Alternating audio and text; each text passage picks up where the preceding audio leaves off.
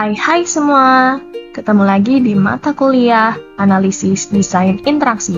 Pada pertemuan kali ini, kita akan membahas mengenai The Psychology of Human Action.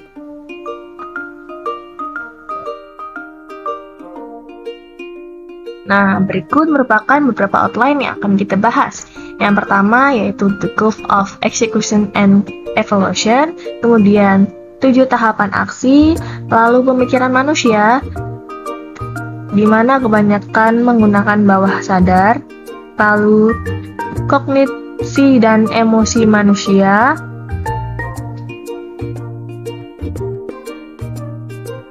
nah, yang pertama, The Gulf of Execution and Evaluation. Saat orang menggunakan sesuatu, mereka menghadapi dua gulf. The Gulf of Execution, saat pengguna mencoba memahami bagaimana menggunakan sesuatu, dan The Gulf of Evaluation, di mana saat pengguna mencoba memahami apa yang terjadi.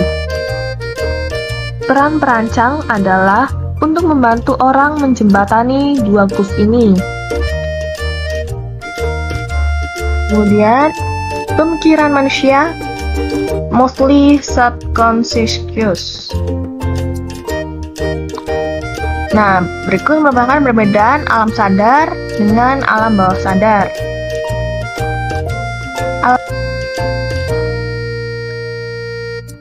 Selanjutnya, Human Cognitive and Emotion.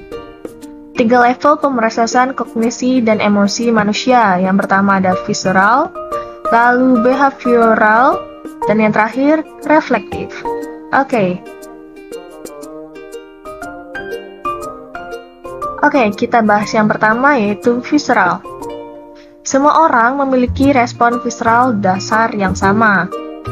Visceral merupakan bagian dari mekanisme proteksi dasar untuk sistem afektif manusia, membuat penilaian cepat tentang lingkungan, baik atau buruk, aman atau berbahaya. Sistem visceral memungkinkan manusia merespon dengan cepat dan subconscious, tanpa kendali atau kesadaran conscious.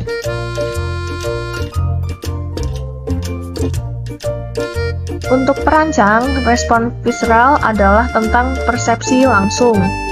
Penampilan berupa suara atau penglihatan, sentuhan atau bau dapat mendorong respon visceral. Visceral tidak ada hubungannya dengan seberapa berguna, efektif, atau dapat dimengertinya sebuah produk. Nah, selanjutnya ada behavioral. Behavioral merupakan tempat dari keterampilan yang telah dipelajari, dipicu oleh situasi yang cocok dengan pola yang sesuai. Tindakan dan analisis pada tingkat ini sebagian besar berada di bawah sadar. Pada level ini, tindakan disadari, namun seringkali tidak disadari detailnya. Misalnya saat berbicara, kemudian saat berolahraga. Untuk perancang, aspek yang paling kritis dari level behavioral adalah bahwa semua aksi berkaitan dengan ekspektasi. Mengharapkan hasil positif dan hasilnya adalah respon afektif positif atau positive valence. Mengharapkan hasil negatif dan hasilnya adalah respon afektif negatif. Ekspektasi memainkan peran penting dalam kondisi emosional seseorang. Umpan balik atau feedback dapat memberikan jaminan bahkan ketika hasilnya negatif. Kurangnya umpan balik akan menciptakan perasaan kurangnya kendali yang bisa meresahkan. Feedback penting untuk mengelola. Selanjutnya, yang terakhir adalah reflektif. Tempatnya kognisi kesadaran, di mana pemahaman mendalam dibangun serta penalaran dan pengambilan keputusan secara sadar dibuat. Refleksi bersifat kognitif, mendalam, dan lambat. Berupa refleksi atau melihat kembali sebuah kejadian, mengevaluasi kondisi, aksi, dan hasil, serta menilai kesalahan dan tanggung jawab.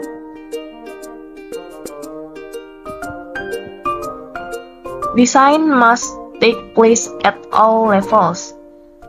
visceral, behavioral, dan refleks.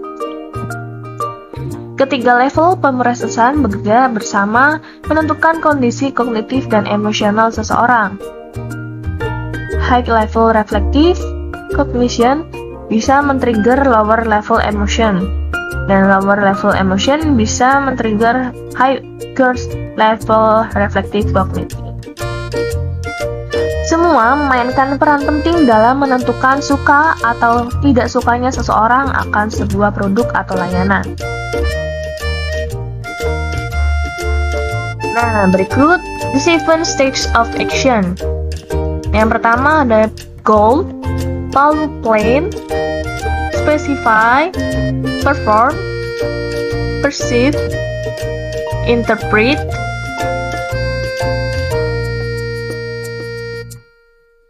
the 7 stages of action and the 3 levels of processing. Respon visceral ada di level paling bawah, kendali terhadap tubuh dan merasakan kondisi dunia dan tubuh.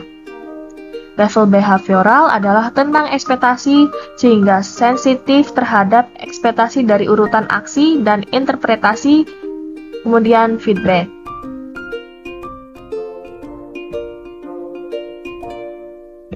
People a storyteller. Semua orang membentuk cerita-cerita sendiri atau conceptual models untuk menjelaskan apa yang mereka amati. Tanpa informasi eksternal, orang akan membiarkan imajinasinya berjalan bebas selama model konseptual yang mereka bangun dapat menjelaskan fakta yang mereka rasakan.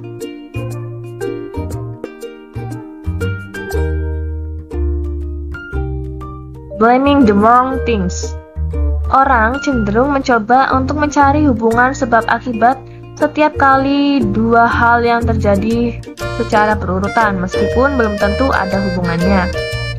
Jika orang melakukan sesuatu yang mengharapkan hasil dan tidak ada yang terjadi, orang cenderung akan menafsirkan bahwa mereka tidak melakukan tindakan dengan benar, akan mengulang aksi lebih keras.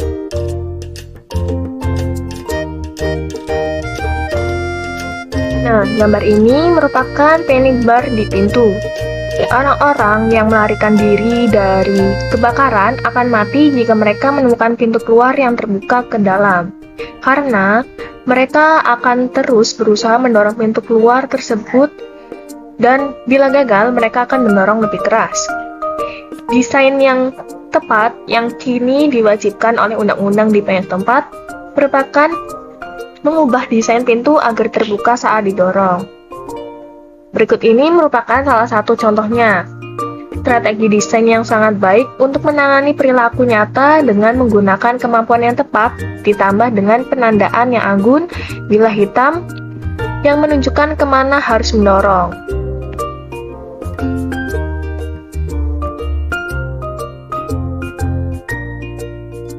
Learned helplessness. Learned helplessness mengacu pada situasi di mana seseorang mengalami kegagalan yang berulang saat mengerjakan suatu tugas. Sebagai hasilnya, mereka memutuskan bahwa tugas tidak dapat dikerjakan oleh mereka yang helpless. Ketika orang kesulitan menggunakan teknologi, mereka cenderung menyalahkan diri sendiri, dan lebih buruk lagi, merasa tidak berdaya dan percaya bahwa mereka memang tidak kompeten.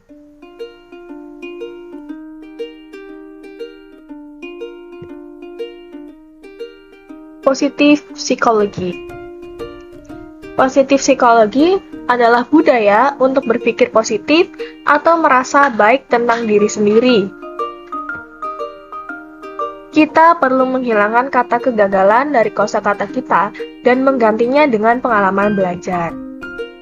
Faktanya, kondisi emosional normal kebanyakan orang adalah positif. Saat sesuatu tidak berjalan, dapat dianggap sebagai sebuah tantangan atau pengalaman belajar yang positif. Bagi para perancang, kegagalan bisa menjadi alat pembelajaran yang sangat kuat.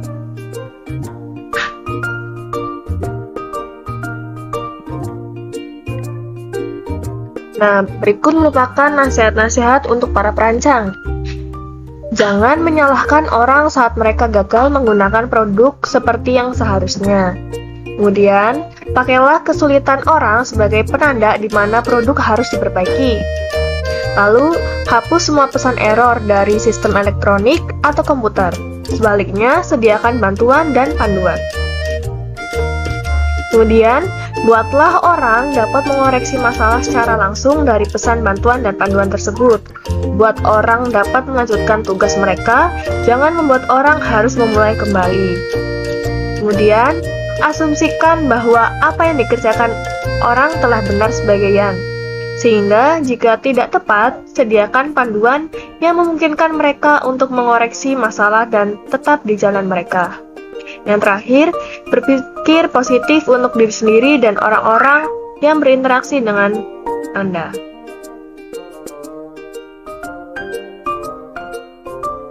Falsely blaming yourself. Salah menyalahkan diri sendiri. Kesalahan manusia biasanya disebabkan oleh desain yang buruk. Ini seharusnya disebut kesalahan sistem. Yang kita sebut kesalahan biasanya adalah komunikasi atau interaksi yang buruk. Saat manusia berinteraksi dengan mesin, mungkin hal-hal tidak selalu berjalan dengan mulus, sehingga perancang harus mengantisipasinya. Bagian penting dan sulit dari desain adalah untuk membuat hal-hal berjalan dengan baik, bahkan saat hal tersebut berjalan tidak sesuai dengan yang direncanakan.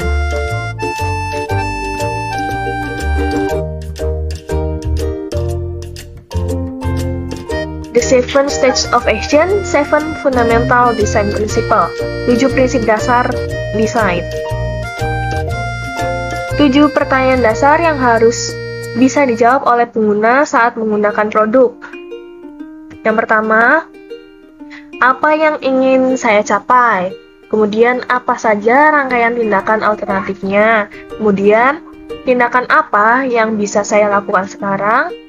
Lalu, bagaimana saya melakukannya? Apa yang telah terjadi? Apa artinya? Apakah ini baik? Sudahkah saya mencapai tujuan saya? Perancangan harus memastikan bahwa pada setiap tahap, produk dapat memberikan informasi yang dibutuhkan untuk menjawab setiap pertanyaan. Kemudian pada 7 Fundamental Design Principle, terdapat feed forward, di mana informasi yang membantu menjawab pertanyaan eksekusi. Lalu ada feedback, di mana informasi yang membantu dalam pemahaman yang terjadi. Feed forward dicapai dengan penggunaan signifier, constraints, dan mapping yang tepat. Conceptual model juga memainkan peran penting. Feedback dicapai dengan menyediakan informasi eksplisit tentang dampak dari aksi.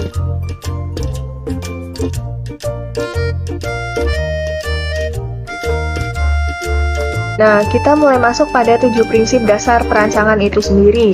Yang pertama itu ada discoverability. Dimungkinkan untuk menentukan tindakan apa yang mungkin dilakukan dan keadaan perangkat saat ini. Lalu yang kedua, feedback.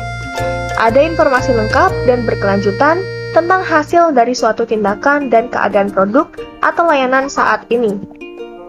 Lalu yang ketiga, conceptual model. Ini merupakan penjelasan tentang bagaimana sesuatu bekerja. Desain memproyeksikan model konseptual yang baik dari sistem, yang mengarah ke pemahaman dan perasaan kontrol pengguna. Model konseptual meningkatkan kemampuan discoverability dan evaluasi hasil. Lalu, yang keempat, affordance. Mengacu pada relasi antara objek fisik dan manusia. Adanya affordance membuat aksi yang diinginkan menjadi mungkin dilakukan. Kemudian ada signifier sebagai penanda apa yang mungkin dilakukan dan bagaimana orang harus dilakukan. Penggunaan penanda atau signifier yang efektif meyakinkan discoverability dan feedback dapat dikomunikasikan dan dipahami dengan baik. Lalu ada mapping yang merupakan relasi antara kendali dan aksi mengikuti prinsip pemetaan yang baik. Dan yang terakhir ada constraint Constraint itu membatasi interaksi pengguna untuk mencegah pengguna melakukan aksi yang salah. Bisa berupa batasan fisik, logis, semantik, dan budaya. Batasan fisik itu contohnya kunci pintu, lalu batasan semantik, contohnya warna merah bermakna off, warna hijau bermakna on. Kemudian batasan budaya itu contohnya menghadap ke depan saat berada di dalam lift. Lalu batasan logis, contohnya susunan tombol pada kompor gas harus sesuai dengan posisi kompor.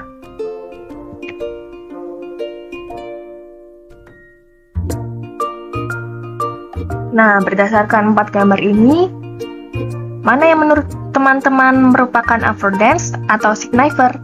Coba sebutkan.